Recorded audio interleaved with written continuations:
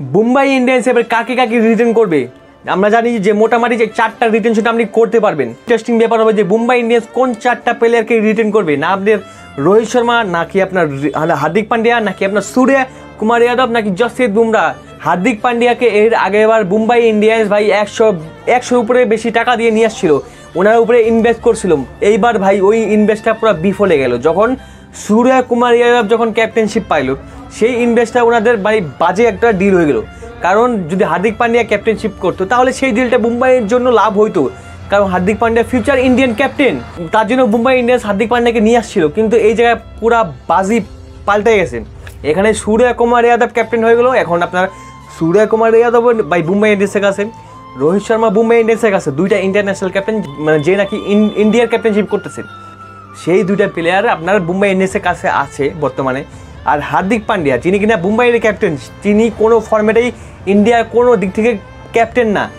এবার যদি মুম্বাই ইন্ডিয়ান্স আপনার হার্দিককেও রাখে, আর আপনার সূর্যকেও রাখে, আর আপনার রোহিত শর্মাকেও রাখে, তারপরে যদি আপনার ক্যাপ্টেনশিপ করে এখানে হার্দিক পান্ডিয়া, তাহলে এই দুইটা প্লেয়ার কীভাবে খেলবে? যে কয়েকটা প্লেয়ার ইন্ডিয়ার ক্যাপ্টেনশিপে রোহিত শর্মা, সূর্য কুমার যাদব আন্ডারে খেলে, সেই আবার একটা ফ্র্যাঞ্চাইজিতে অন্য কারো আন্ডারে খেলবে, আবার সেই দুটো ক্যাপ্টেন আবার এই দলে থাকবে।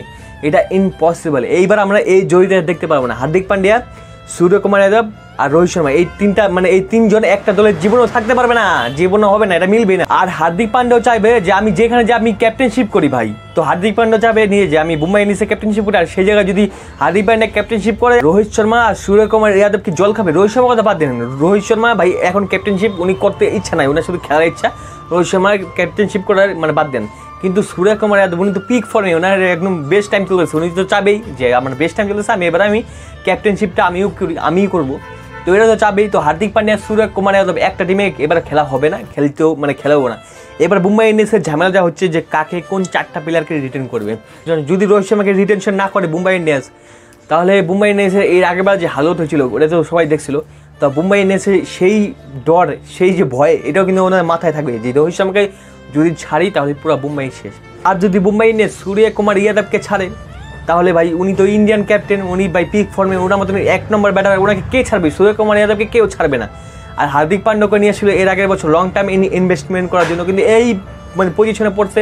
এবার যদি হার্দিক পান্ডিয়া কথা, সেটাও ভাই মুম্বাই ইন্ডিয়ান্সের কালা দাগ হবে, কারণ 1 বছরের জন্য কি এত ঝামেলা করলেন, সেটাও হবে। তো এইবার যে দেখা যাবে মেন ইন্টারেস্টিং, মুম্বাই ইন্ডিয়ান্স পুরো ঝামেলা ফাইসে গেছে, কাকে রিটেনশন করবে। আর যদি আপনি হার্দিককেও রিটেনশন করেন, তাহলে আপনার দুইটা প্লেয়ারকে ছাড়তে হবে, সেটা হলো সূর্য কুমার যাদব আর আপনার হচ্ছে রোহিত শর্মা। আর যদি আপনি রোহিত শর্মা বা সূর্য কুমার যাদবকে রিটেনশন করেন, তাহলে আপনার হার্দিক পান্ডিয়াকে ছাড়তে হবে।